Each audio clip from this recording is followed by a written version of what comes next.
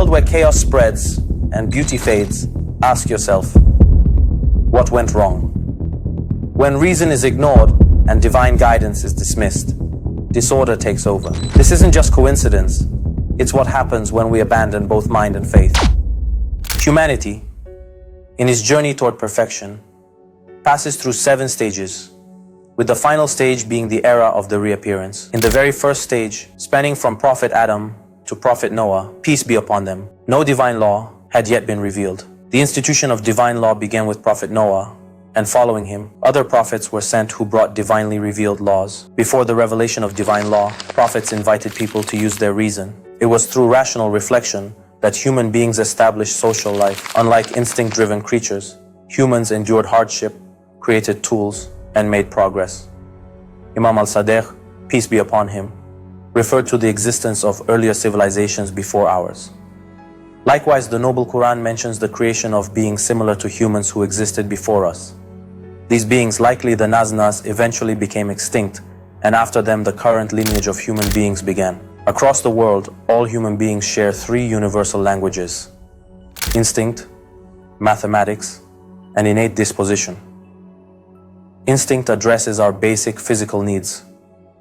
Mathematics is the language of numbers and logic, derived from an absolute truth. And innate disposition is the innate sense of justice embedded within the human soul, which is also rooted in absoluteness. Each of these languages deserves respect, and Islam acknowledges and engages with all 3. Above them all is the force of reason, which governs and guides these languages.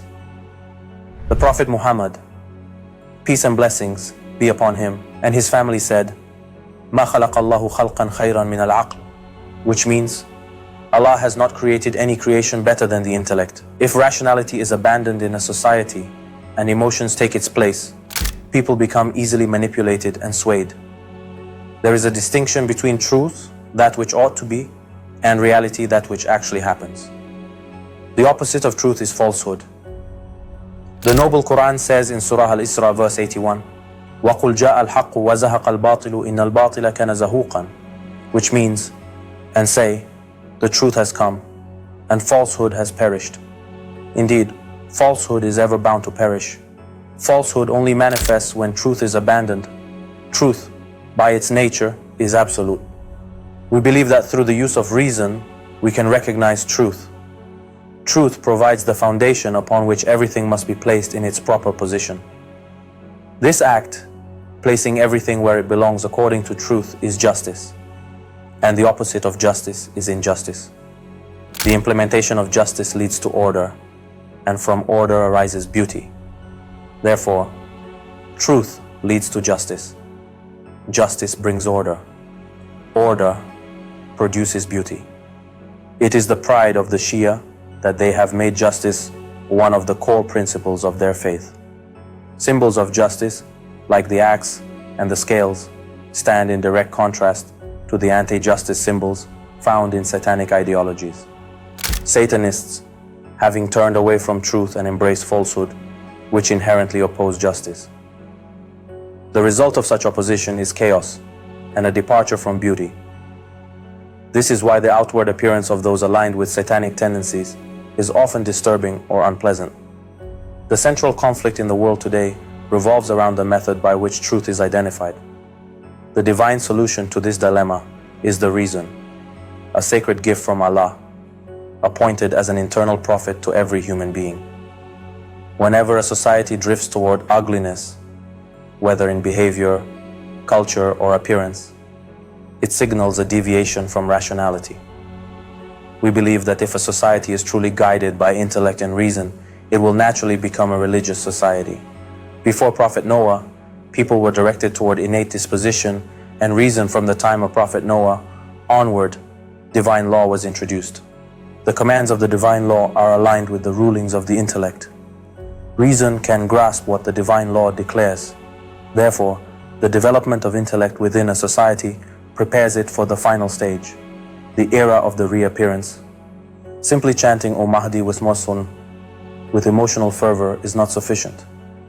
True readiness for the reappearance requires 3 elements: the goal, the method and intellectual awareness, and the energy or passion. Relying solely on emotion without intellect does not lead to the awaited reappearance. Religion first presented reason, and the prophets before Noah called people to use their intellect. From Prophet Noah until the day of Ghadir, religion was completed. On that blessed day, the Quran declared the perfection of the religion. In Surah Al-Ma'idah, verse 3, Allah says, "Al-yawma akmaltu lakum dinakum, wa atmamtu alaykum ni'mati, wa raditu lakum al-Islam dina."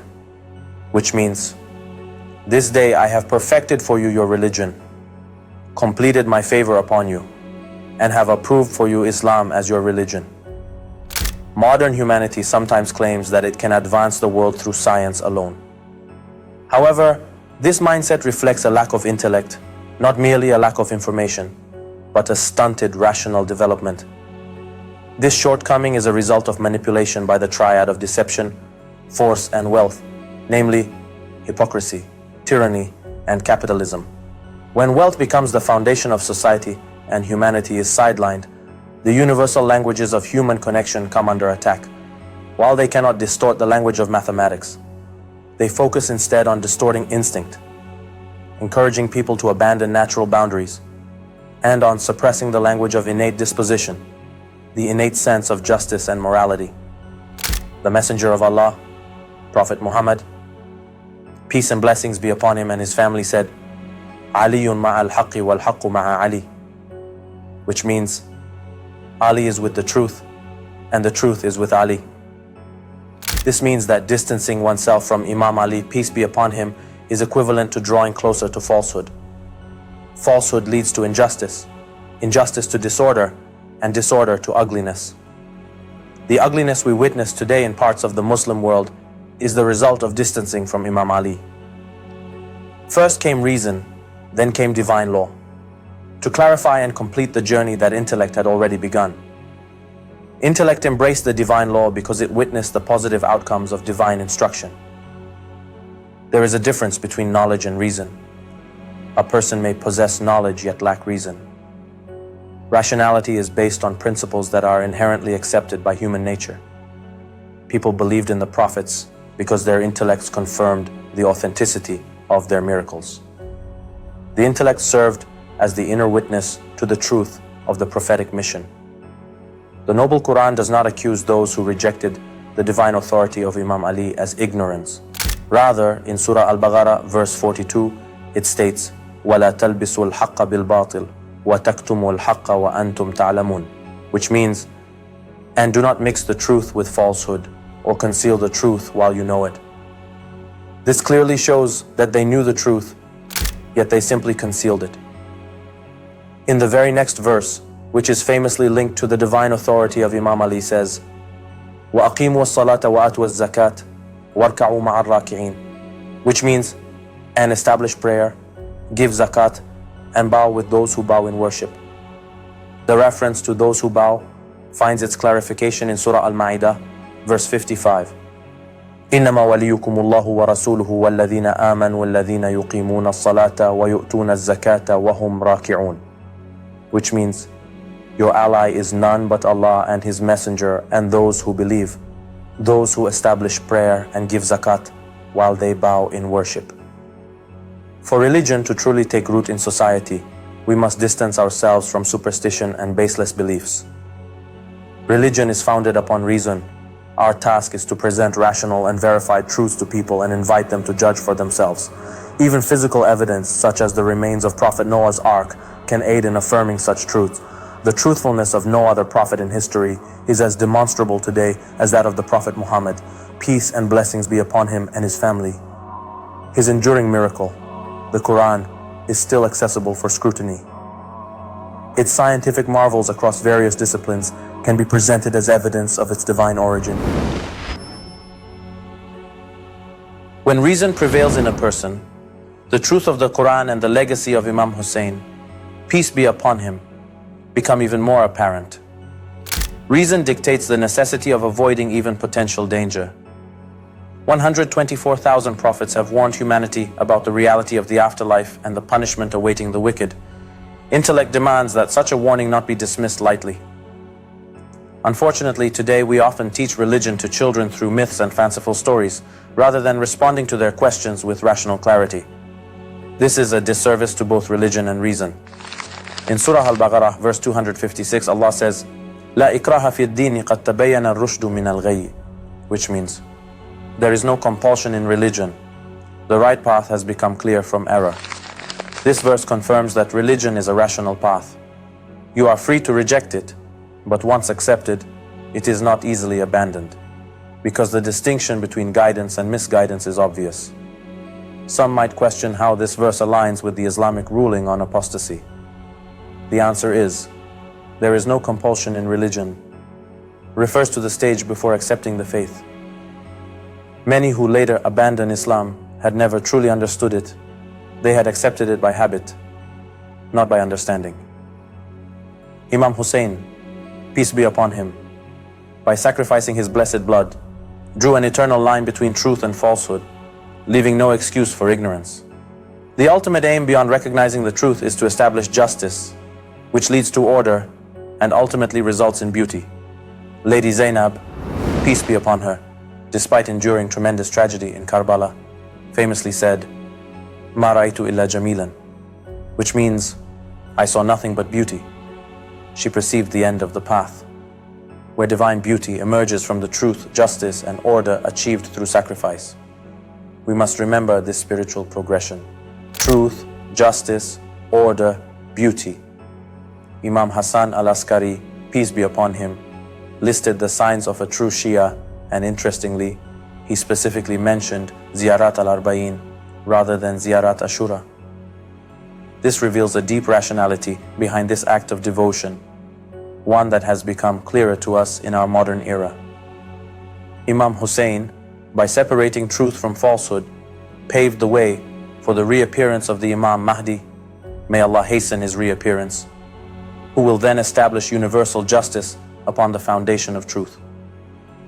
Without the sacrifice of Imam Hussain, such a global transformation would not be possible.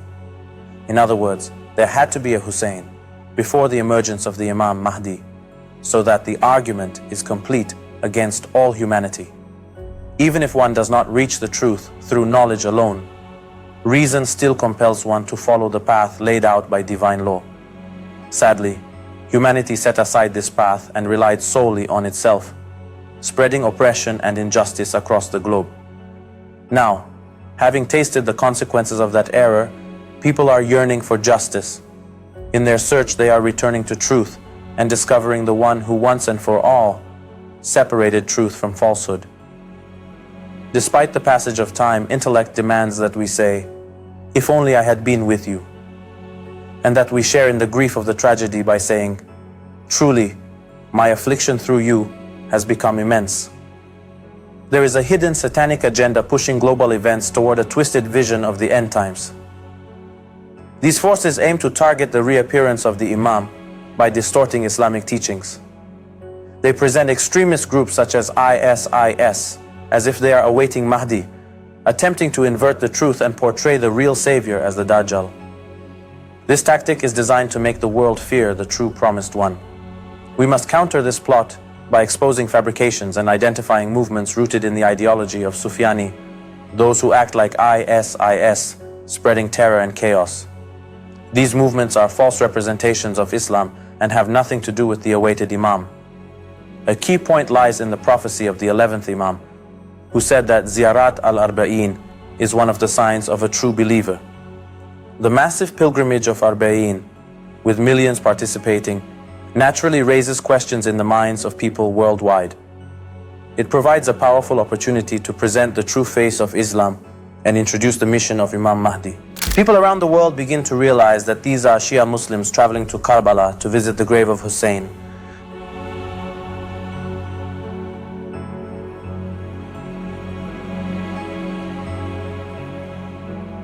The grandson of the Prophet Muhammad, peace and blessings be upon him and his family.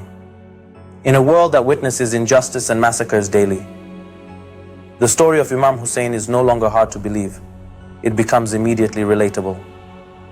Ironically, the enemies of the Imam are Through their own actions, unintentionally promoting his name to the world, they are digging their own graves.